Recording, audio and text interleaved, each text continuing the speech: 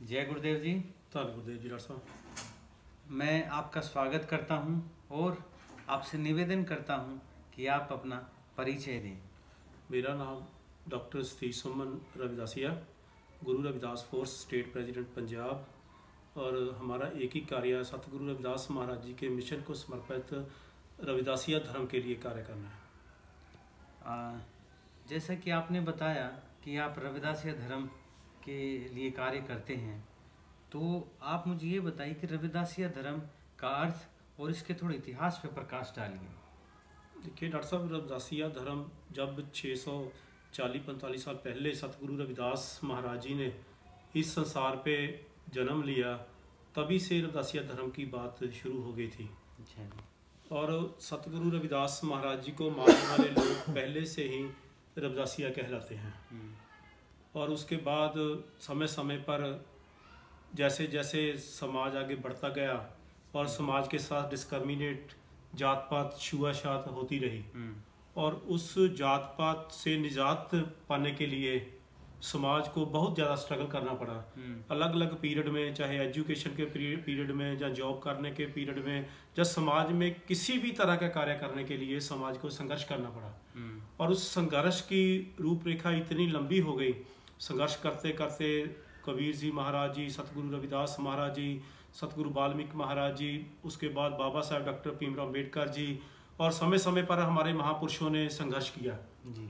और उस संघर्ष को आगे बढ़ाते हुए पंजाब में बहुत सारे डेरे संत महापुरुषों ने समाज को एकत्रित करने का संघर्ष किया और उसको बीड़ा उठाया, और देश प्रदेश में जाकर भी समाज को एकत्रित किया और एक हर के निशान के नीचे इकट्ठा किया। और जब संत महापुरुष ऐसा प्रचार प्रसार करने के लिए देश विदेश की धरती पर गए, तो कुछ लोग जो हमारे समाज पर अत्याचार करते थे, हमसे छुआछात करते थे, उन लोगों ने देश से बाहर जाकर ऑस्ट्रेलिया जो कंट्री है उसकी जो राजधानी बयाना, वहाँ जाकर संत महापुरुषों को गोली का निशाना बनाया और गोली मारकर, जिससे हमारे एक संत महापुरुष शहीद हुए, दूसरे संत महापुरुष जख्मी हुए। और उस प्रताड़ना को ना झेलते हुए समाज ने एकत्रित होकर एक जो रविदासिया धर्म पहले से कार्य कर रहा था उसको अमली जामा पहनाया। जैसे देश का संविधान जो है बाबा साहब डॉक्टर भीमराव अम्बेडकर जी ने 1947 के बाद लिखना शुरू किया, लेकिन उसको अमली जामा जो 1950 में देश में लागू होकर गणतंत्र दिवस मनाया जाता है, ऐसे ही अमली जामा जो रविदासिया धर्म का वो 2010 में पहनाया गया और तब से लागू हुआ रविदासिया धर्म जी। बहुत बढ़िया।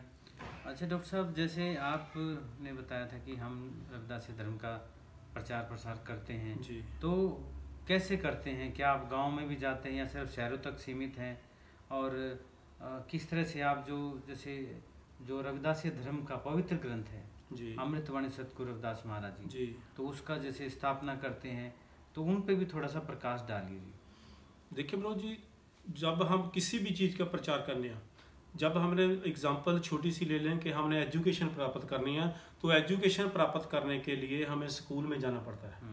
स्कूल एक स्थान बन जाता है जहाँ सभी बच्चे जाकर शिक्षा ले सकते हैं। और ऐसे ही अगर किसी धर्म का प्रचार और प्रसार करना है तो उसका भी स्थान होना जरूरी है जी।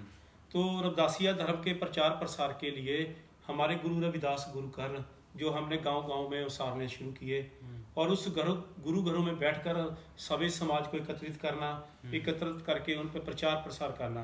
और प्रचार प्रसार क्या करोगे, उसके लिए भी एक एम, निशाना कुछ ना कुछ होना चाहिए। तो सतगुरु रविदास महाराज जी की जो वाणी है अलग अलग स्थानों पे बिखरी हुई पड़ी थी, और कभी कोई कुछ राजस्थान में या हरियाणा में या दिल्ली में, जहाँ जहाँ भी सतगुरु रविदास महाराज जी गए वहाँ पर बिखरी पड़ी थी, उसको एकत्रित किया, एकत्रित करके उसको एक अमृतवाणी ग्रंथ का जो रूप दिया, और उस अमृतवाणी ग्रंथ को हमने गुरु घरों में प्रकाश करना शुरू किया। और जब हमने नया नया प्रकाश करना शुरू किया, तो तब कुछ लोग जो हमारे समाज को आगे बढ़ता हुआ देखना नहीं चाह रहे थे, या जिनके यहाँ हमारा समाज जाता था उनकी इनकम जो है वो कम होती दिख रही थी उनको, तो उन लोगों ने विरोध करना शुरू कर दिया और हमारे साथ बहुत सारे अत्याचार किया, हमारे समाज का बाईकाट करना शुरू किया, सोशल बाईकाट किया।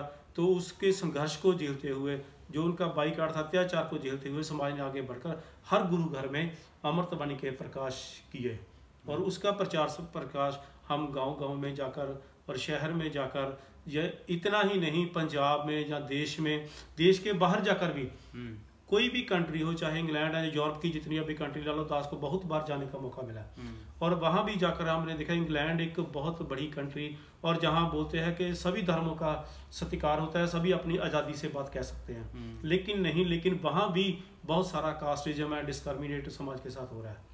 तो इसीलिए वहाँ भी संघर्ष करना पड़ा और अमृतवाणी का प्रकाश हर गुरु में हुआ और हर गुरु घर से अब अपने आप ही संगत जुड़ती है, प्रचार प्रसार बहुत बढ़िया तरीके से हो रहा है जी।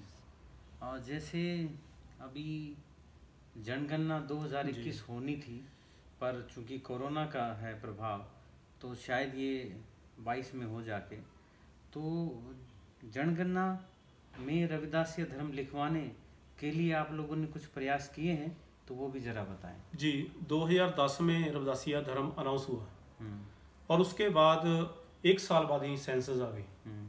2011 में हमारे समाज ने जो जनगणना में अपनी जनगणना करवाई, तकरीबन 86,000 लोगों ने रविदासीय धर्म लिखाया 7-8 महीनों के पीरियड में। 88,650। हाँ जी, लगभग तकरीबन 7-8 महीनों के पीरियड में, और अब 10 साल हो गए। उसके लिए हमने संघर्ष किया, समय समय की सरकार, चाहे पंजाब की सरकार हो या हरियाणा की सरकार हो, किसी भी स्टेट में सरकार या सेंट्रल सरकार है, उसके साथ हमने टाई अप किया और टाई अप करके और उनसे अनुरोध किया, लेटर लिखी। जैसे उन्होंने हमने 2019 में हमें 10 तारीख तक 12 दिन का समय दिया कि आप 10 तारीख को सेंट्रल गवर्नमेंट को आपकी लेटर जो आनी चाहिए, और लेटर का टारगेट जो उन्होंने हमें 50,000 का टारगेट दिया, वे आपकी 50,000 ईमेल जो है सेंट्रल गवर्नमेंट के रजिस्ट्रार को जो जनगणना का है उसको आनी चाहिए। और ये रिकॉर्ड है कि जब 10 तारीख को लेटर और ईमेल्स जो गवर्नमेंट ने देखी, 3,87,000 ईमेल एक दिन में हुई। अच्छा, एक दिन में 3,87,000 ईमेल हुई। तो उससे सरकार को भी देखना पड़ा और सरकार के साथ भी हमारी मीटिंग्स हुई और सरकार ने भी प्रॉमिस किया कि आने वाली जनगणना से पहले पहले सेंसस में रविदासीय धर्म का सेपरेट कॉलम जरूर बन जाएगा। और इसमें कुछ लोग सोचते हैं कि रविदासीय धर्म अकेला चमार या जाट जाति का होगा। जी ऐसा नहीं है। हम किसी भी धर्म को ले लें, चाहे सिख धर्म को ले लें, उसमें जट भी आते हैं।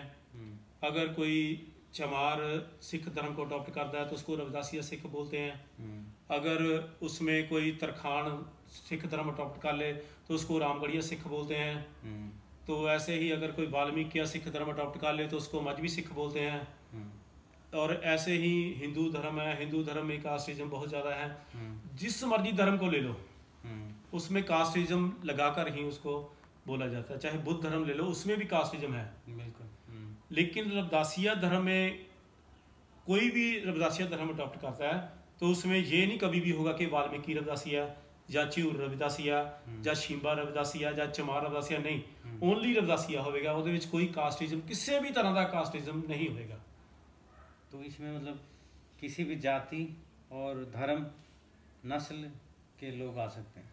कोई भी धर्म का, कोई भी जाति का, किसी भी नस्ल का हर कोई इंसान जड़ा इस सिर्फ इंसान समझा जाएगा, ना कि जाति समझी जाएगी। सिर्फ रविदासीय होगा और कुछ नहीं होगा। तो आप ये कहना चाहते हैं कि इंसानियत का एक तरह से बिल्कुल बिल्कुल बिल्कुल। और जैसे अन्य धर्मों में इस समाज ने भेदभाव देखे हैं, बिल्कुल यहाँ पे वो भेदभाव बिल्कुल नहीं होगा किसी से, क्योंकि जो नींव ही उस महान महापुरुष के आदर्शों पर रखी गई है। क्योंकि सतगुरु रविदास महाराज जी ने 644 साल पहले ही लिख दिया था कि ऐसा चाहूँ राज में जहाँ मिले सबन को अन्न, छोट बड़े सब बसे रविदास रहे प्रसन्न। उन्होंने ये कभी नहीं कहा है कि सिर्फ चमार को अन्न चाहिए। सभी धर्मों के लिए, सभी इंसानों के लिए उन्होंने कहा कि सभी इंसान, छोट बड़े कोई जात पात नहीं, सभी को अन्न मिलना चाहिए, सभी को मकान मिलना चाहिए, सभी को कपड़ा पहन का अधिकार होना चाहिए। डॉक्टर साहब, आपने कीमती समय दिया और रविदासीय धर्म के विभिन्न पहलुओं पर अपनी बात रखी और अंत में संदेश दिया कि मानवतावादी धर्म है जिसमें किसी भी जाति, धर्म या नस्ल का भेदभाव नहीं होगा। और आपने सतगुरु जी का एक उसमें वाणी भी सुनाई है और उसमें भी ये स्थापित किया आपने कि कोई वो किस तरह का भेदभाव नहीं करते जी। तो आपने कीमती समय दिया हमें, हम आपके आभारी हैं। धन्यवाद। जय गुरुदेव जी। धन्य गुरुदेव जी।